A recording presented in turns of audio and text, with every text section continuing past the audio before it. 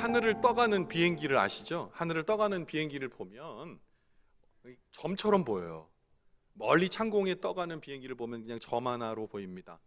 그런데 그 점 하나의 비행기 안에는 때로는 수십 명, 때로는 수백 명의 승객이 그 안에 있고요. 그리고 그 승객들이 또 가지고 온 화물뿐만 아니라 또 다른 많은 화물들이 그 안에 있어요. 근데 이제 멀리서 워낙 보다 보니까 그냥 점으로만 보이죠. 그냥 보잘것없는 점입니다. 근데 여러분 어디 출타하시기 위해서나 또는 또 이제 가족과 함께 여행을 떠나시기 위해서 아마 공항에 한번 가보시면 우리가 깜짝 놀라는 게 뭡니까? 그 멀리 봤을 때는 점이었던 그 비행기가 어마어마하게 크다는 사실에 우리 깜짝 놀라게 됩니다. 그런데요, 하나님의 말씀의 은혜도 이와 같습니다. 우리가 멀리서 보면 그냥 점 하나 같아요.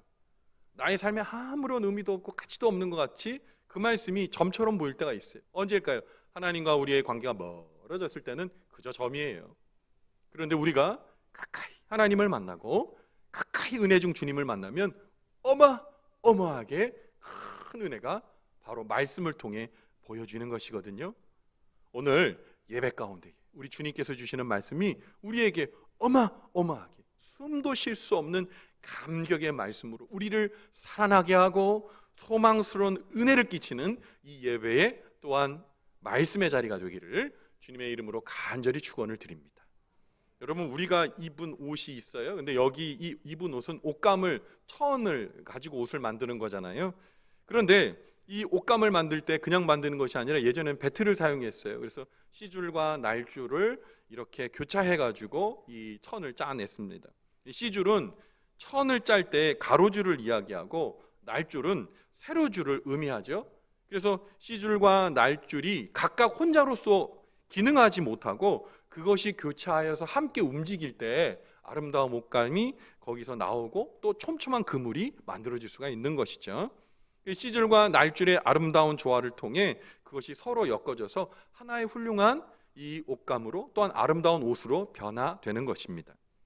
옷감이 시줄과 날줄의 그 조화로운 교차를 통해 하나의 아름다운 옷감과 그런 옷이 되는 것처럼요, 신앙에도요 시줄과 날줄이 있어요.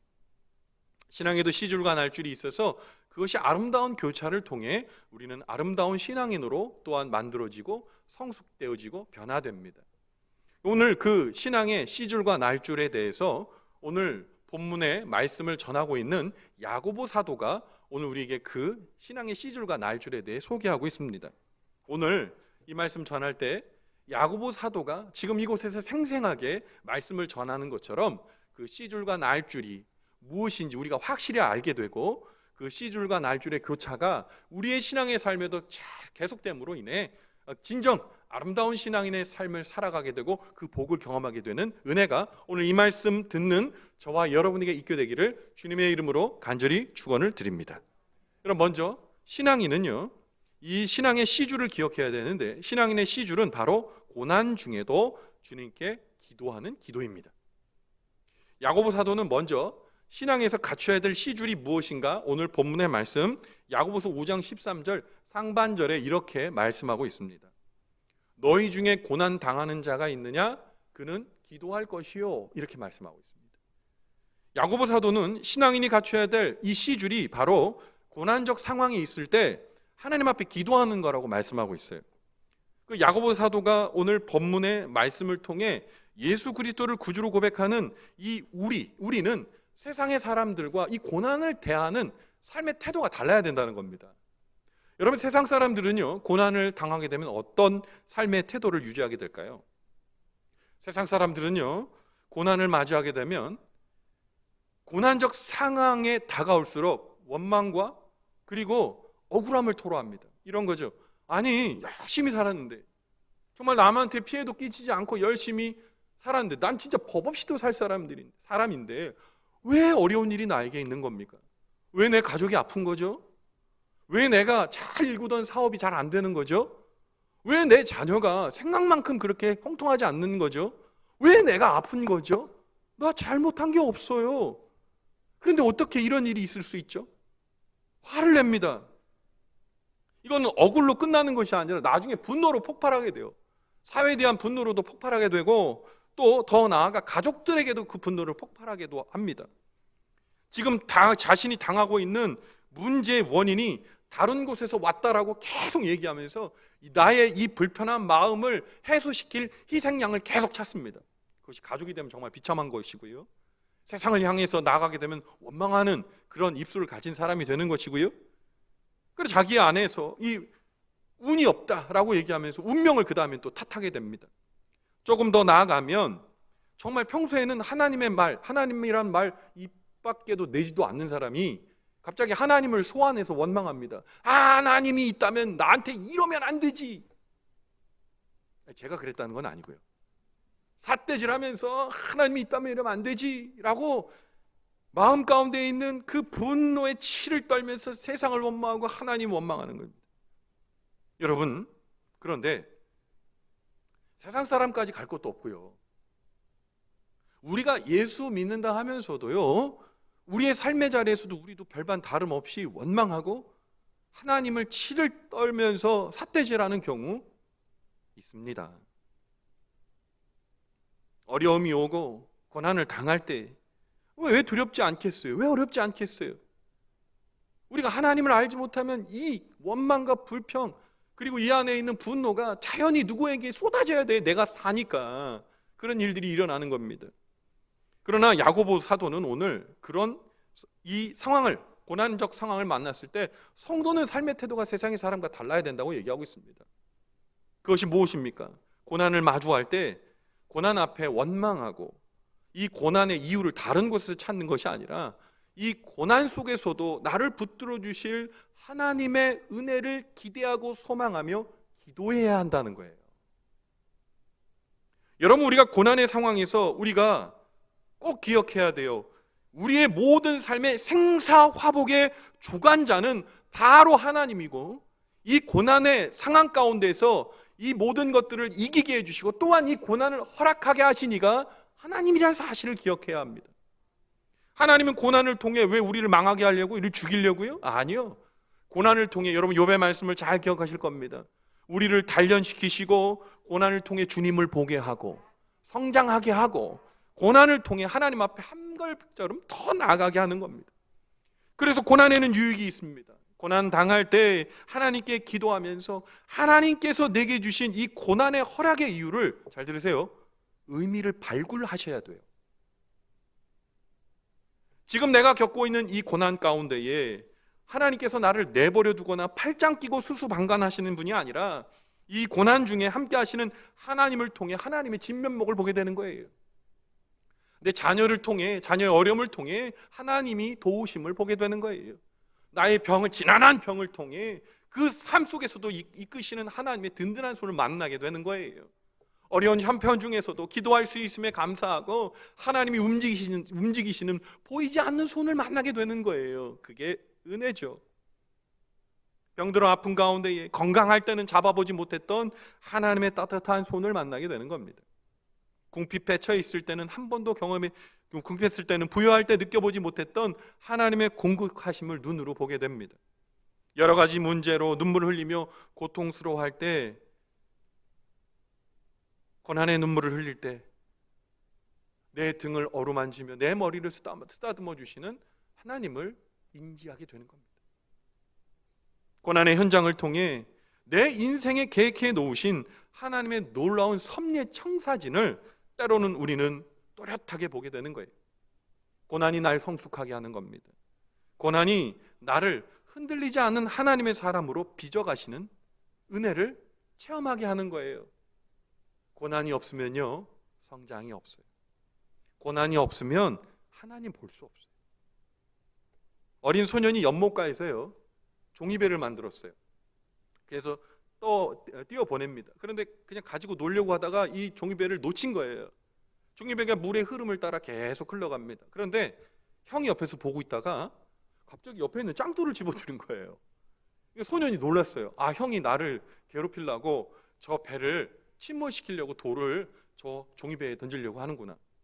형 하지마, 형 하지마 막 말리는데도 형이 오히려 그런 거야. 아니야, 너 도와주려고 하는 거야. 그래서 돌을 종이배에다 던지는 거예요. 그런데 어디다 던지냐? 종이배 앞에 그 돌을 던지는 겁니다. 어떤 일이 일어납니까?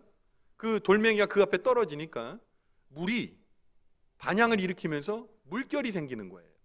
그래 계속 던지면 던질수록 종이배가 방향을 틀어서 자기들이 있던 자리로 오는 걸 보게 되는 거죠. 형의 그 모습을 보고 나서 그 어린 소년, 이 소년은 아무 말도 하지 않았어요. 왜냐하면 그 배가 돌아오고 있으니까요. 여러분, 때로는요, 우리가 하나님께서 우리를 망하게 하시려고 고난을 주나? 그런 생각하실 때 있어요. 근데 그렇지 않습니다. 오늘 말씀드린 이 예화처럼 주님께서는 우리의 삶의 방향을 가장 정확한 방향으로 돌려놓으시기 위해서, 우리의 항로를 바꾸시기 위해서 때로 고난을 사용하시는 겁니다. 우리는 하나님 앞에 나아갈 때 이것을 꼭 기억하셔야 돼요. 기도함으로 하나님이 나의 삶에 성숙을 허락하여 주시고, 기도함으로 고난 중에서도 하나님이 나를 하나님이 원하시는 방법대로 빚어가고 있구나. 여러분, 이것이 우리에게 확신이 되어야 됩니다. 그래서 잘 들으세요. 성도된 우리는 기도해야 합니다. 그럼 현재 고난 당하시는 분이 있으십니까? 함께 기도하셔야 됩니다. 아름다운 신앙인의 시줄이 바로 고난 중에 기도하는 것임을 여러분 인지하시고 기억하시고, 하나님께 나아가 기도할 때 하나님께서 우리의 마음을 깊이 공감하시고, 우리의 삶의 자리에서 주님이 나를 붙들고 있구나 라는 주님의, 세상 사람들은 볼 수 없지만 우리의 눈으로 확실히 보여지는 보이지 않는 손을 보게 되는 겁니다. 여러분, 우리는 영적인 사람이에요. 기억하셔야 돼요. 우리 영의 사람입니다. 우리가 육체는 우리 지금 여기 그릇처럼, 이 컵처럼 껍데기 안에 있지만 이 빈 공간을 물이 채우고 있는 것처럼 우리 안은 영이 그득하거든요. 이 영의 사람이 살아야 돼요. 이 영의 사람이 시력을 유지해야 돼요. 그 시력을 유지하는 방법이 바로 기도라는 겁니다. 사랑하는 성도 여러분, 우리에게 의미 없는 고난은 단 하나도 없습니다. 예수 안에서 당하는 모든 고난은 하나님께서 더욱 성숙하게 만들기 위한 하나님의 뜻입니다. 고난을 통해서 주님께서 우리 인격을 변화시켜 주십니다. 고난을 통해서 우리의 연약한 믿음을 단단하게 해주시는 거예요. 그래서 더 가까이 주님 앞에 기도해야 합니다. 여러분, 오늘 사도 야고보가 저와 여러분에게 제시하는 이 신앙인의 시주를 기억하십시오. 고난 중에서도 기도하는 신앙인의 모습, 고난 가운데에 고치시고 치료하시고 구원해 주시고 회복시켜 주시는 은혜가 오늘 이 말씀 듣는 믿음의 온 권속들의 삶 가운데에 재현되는 축복이 있게 되기를 주님의 이름으로 간절히 축원을 드립니다. 여러분, 두 번째, 이제 시줄이었지만 이제 날줄에 대해 여러분 설명하려고 해요. 날줄은 바로 즐거울 때도 주님께 드리는 찬송입니다. 오늘 야고보 사도는 두 번째, 신앙인이 갖춰야 될 두 번째 날줄이 이것입니다. 오늘 본문의 말씀 야고보서 5장 13절 하반절에 이렇게 기록하고 있어요. 즐거워하는 자가 있느냐? 그는 찬송할지니라. 야고보 사도는 신앙인이 갖춰야 될 날줄이 바로 즐거운 상황이 있을 때 찬송하는 거라고 말씀하고 있어요. 여러분, 이 이야기는 전자보다는 좀 쉽지 않을까요? 고난 중 기도하는 것보다 즐거울 때 찬송하는 게 좀 더 쉬울 것 같아요. 그런데 아닙니다. 이게 더 어려워요. 여러분, 고난 때는 기도할 수밖에 없는 모든 마음이 생겨요. 하나님 앞에 기도해야 되겠다. 절박한 심정을 가지고 기도합니다. 그런데 모든 상황이 잘 되어지거나 또는 그러한 냄새만 나도요, 우리는 기도의 자리 신속히 이탈합니다. 하나님 찬송하는 게 그렇게 쉽지 않아요. 즐겁고 좋은 일이 일어날 때 우리가 하나님 찬양한다? 하나님의 놀라운 은혜를 찬양하고 더 깊이 하나님을 노래한다? 어려워요. 경험해 보셨잖아요, 다들. 우리가 고통이 사라지고 기쁨이 찾아오면 하나님을 잊어버리는 게 우리의 주특기 신앙의 습관입니다. 요즘 제가 새벽 기도의 시간에 사사기 말씀을 계속 나누고 있는데요, 사사기를 살펴보면 이스라엘 백성들이 이방인의 압제와 억압 가운데 있을 때는 진짜 죽을 만큼 기도합니다. 부르짖어 기도합니다. 하나님, 우리를 불쌍히 여겨주십시오. 우리를 구원해 주십시오. 막 울며 기도하는 거예요. 그러면 하나님께서 사사를 세우셔서 이스라엘 백성들을 구원합니다. 진짜 마치 어떻게 이런 일이 있지? 라고 생각할 만큼 하나님께서 사사를 세워 완벽하게 문제를 해결해 주십니다. 그런데 문제는 이스라엘 백성들이, 성경은 정확하게 기록하고 있는데, 더욱 부패합니다. 더욱 부패해서 하나님 섬기는 걸 포기하고 우상 숭배를 더욱 열중하는 모습을 보여줘요. 아니, 하나님이 일하셨잖아요. 하나님이 역사해 주셨잖아요. 그런데 하나님은 온데간데 잊어버리고 찬양 그런 거 없어요. 기도에 하나님을 찬양하지 않아요. 지금 여기까지 이끌어 주신, 지금까지 지내온 주님의 은혜를 찬양하지 않아요. 다 까먹었어요. 그냥 내가 잘한 거예요. 운이 좋았던 거예요. 항상 우리는 기도 제목은 많은데 기도 응답은 기억도 못해요. 그래서 즐거울 때 하나님의 은혜를 기억하며 찬송하는 것은 어려운 일입니다. 그리고 즐거울 때 찬송하라는 이 말은 그 어려웠을 때 함께 했던 하나님을 기억해내야 지금 즐거운 찬송을 하나님 앞에 올려드릴 수가 있는 거예요. 기억이 돼야 그 기억을 다시 한번 떠올리며 지금까지 여기까지 이끌어주신 하나님의 은혜에 감격이 되살아나는 거예요. 과거에 하나님 도와주신 은혜 하나도 기억 못하면서 어찌 지금 하나님이 감사할 수 있겠어요? 그건 거짓말입니다. 여러분, 그리스도인은요, 하나님의 은혜를 기억하며 찬송하는 사람입니다. 모여서 기도할 뿐만 아니라 찬송하는 사람입니다. 여러분, 초대교회 당시 소아시아에 총독이 있었습니다. 그 총독의 이름이 뭐냐면 플리니라는 사람인데, 이 플리니가 로마 황제에게 지령을 받았어요. 어떤 지령을 받았냐? 트라야누스라는 황제였는데 이 황제는 기독교를 엄청나게 박해했습니다. 이유가 있어요. 당시 로마는요, 로마 황제를 신으로 섬기라고 얘기했습니다. 그리고 로마 황제에 대하여 절을 하고 그를 신으로 섬겨야 됩니다. 그런데 기독교인들은 로마 황제에게 예의를 갖추지 않는 거예요. 신으로 섬기지 않을 뿐만 아니라 향도 피우지 않는 거예요. 트라야누스가 화가 났습니다. 그래서 초대 기독교인들을 무참하게 잡아서 죽이고 박해했어요. 그래서 이 트린이라는 이 소아시아의 총독에게 그들을 색출하고 죽일 것을 명령했습니다. 그런데 이 트리니는요, 어떤 사람이냐면, 플리니는 어떤 사람이냐면 굉장히 이성적인 사람이에요. 당대 유명한 군인이면서 또한 철학자였습니다. 기독교 신자들을 잡아가지고 고문합니다. 이제 믿지 말라고 고문을 합니다.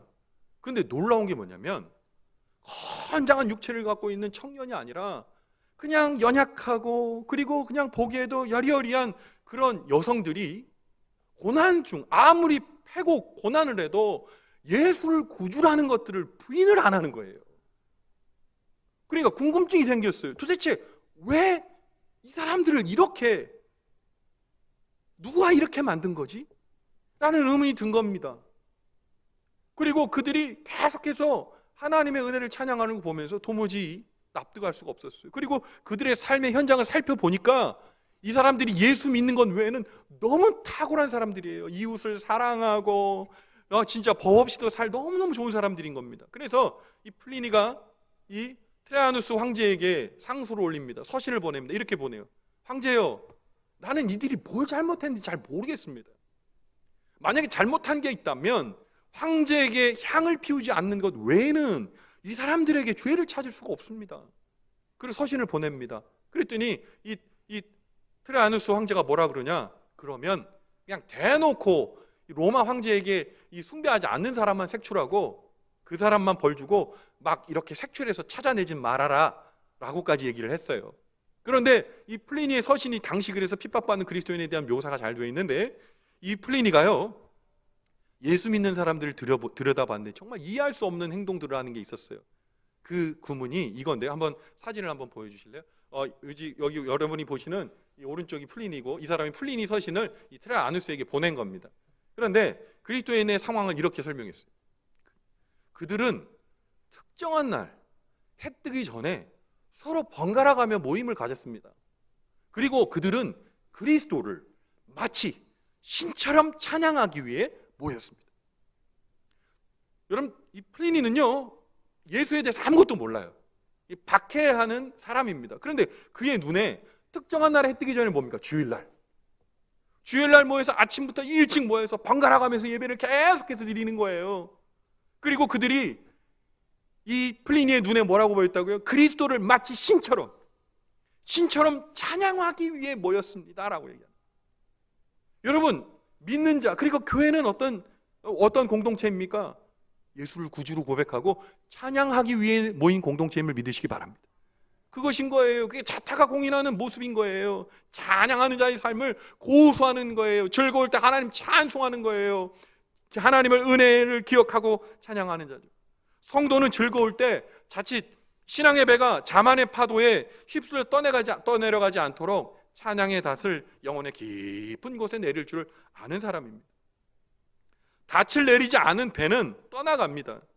여러분, 우리가 즐거울 때 찬양의 닷을 하나님께 내려놓지 않으면, 우리의 삶에 찬양의 닷을 내려놓지 않으면 우리의 영혼은 풍랑 속에 휘청거릴 뿐만 아니라 길을 잃고 하나님이 주시는 신앙의 자리를 잡지 못하고 여기저기 떠다니는 인생 됩니다. 냄새도 풍기지 못하는, 그리스도의 냄새도 풍기지 못하는 교회 다니는 사람이 될 뿐이죠. 성도는 교회 다니는 사람이 아니에요. 예수 그리스도를 구주로 고백하고 어려운 환경 속에서도 하나님을 소망하며 기도할 줄 알고 어떤 상황 속에서도 주님의 은혜를 기억하며 찬양을 입으로 토해내는 사람이 그리스도인입니다. 사랑하는 성도 여러분, 그 사람 오늘 이 말씀 듣는 저와 여러분 되기를 간절히 바랍니다. 어느 날 노예 사냥꾼에 의해 영문도 모른 채 노예가 되어서 당시 말하는 짐승이 되었던 흑인 노예들이 있었습니다.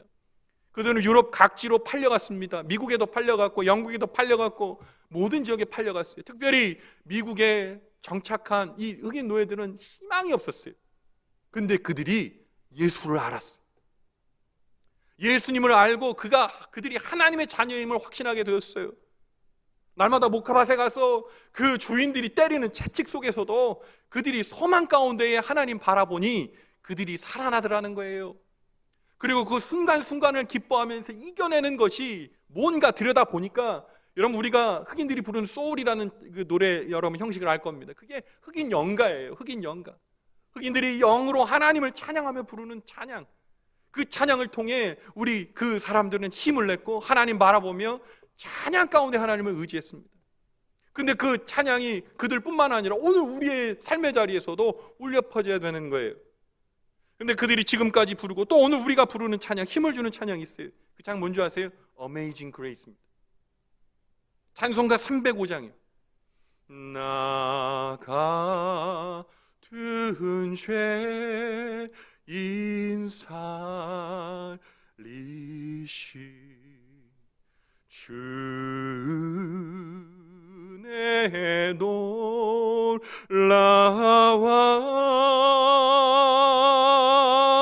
잃었던 생명 찾았고 광명으로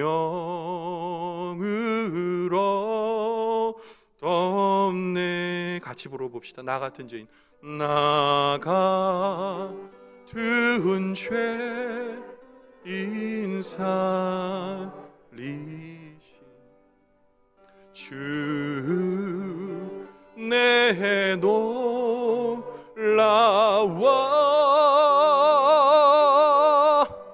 잃었던 생명 찾았고 광명으로 2절입니다. 2절 함께 더 찬양합시다. 큰 죄악에서 건지신 큰 죄악에서 건지신 주 은혜 고마워 주 은혜 고마워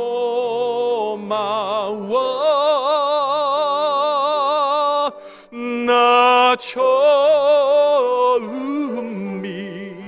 믿은 그 시간 귀하고 귀하다. 이제껏 내가 산 것도 이제껏 내가 산 것도 주님의 은혜, 주님의 은혜라. 또 나를 장차 본향에 인도해 주. 3절 한 번 더요. 이제껏 내가 산 것도 이제껏 내가 산 것도 주님의 은혜라. 또 나를 장차 본향에 인도해 주시리. 흑인 노예들은 이 찬양을 뜨겁게 부릅니다. 죽을 수밖에 없는 지옥의 현장 같은 그 폭압의 현장 속에 이 찬양을 이를 악물고 부릅니다. 그리고 마침내 그 고난의 현장을 하나님이 임재하시는 천국으로 바꿔버렸습니다. 여러분, 우리가 삶의 자리에서 그저럭 녹록하던가요? 여러분, 삶의 자리에서 우리가 괴롭다고 말하는 현장들이 더 많지 않을까요? 그 어둠의 순간, 그리고 그 기쁨의 순간을 초월하는 찬양이 있으면 여러분, 그 놀라운 하나님의 은혜가 우리를 가만히 놔두지 않는 거예요. 이제껏 내가 산 것도 주님의 은혜, 나를 장차 본향으로 이끌어 주실 놀라운 하나님의 은혜, 그 은혜가 광야 같은 그 땅을 에덴으로 바꿔버리는 겁니다. 오늘 사도 야고보는 오늘 우리에게 말합니다. 여러분, 고난 당하고 있습니까? 그러면 여러분, 그 고난 가운데 여러분들이 지금 빚어내고 있는 기도의 그 놀라운 자리는 어디입니까? 여러분, 지금 삶의 자리에서 노래 부르고 기쁨의 자리 있습니까? 그러면 예전부터 지금까지 이끌으신 그 하나님의 찬송이 있습니까? 오늘 우리에게 물어봅니다. 사랑하는 성도 여러분, 하나님께서 오늘 야고보 사도를 통해 들려주시는 이 신앙인의 씨줄과 나알줄이 여러분들의 신앙의 자리에 새롭게 생성되는 은혜가 되길 바랍니다. 씨줄만 움직이는 게 아니라, 날줄만 움직이는 게 아니라, 씨줄과 날줄, 기도와 찬양이 교차하며 하나님의 은혜가 우리의 삶의 자리에 쏟아짐으로 인해, 코로나19로 인해 자칫 이 씨줄과 날줄이 엉켜 있거나 아니면 헝클어졌다면, 오늘 이 말씀 들을 때 그 씨줄과 날줄이 견고하게 소개되는 은혜가 있게 되기를 주님의 이름으로 간절히 축원을 드립니다. 기도하겠습니다.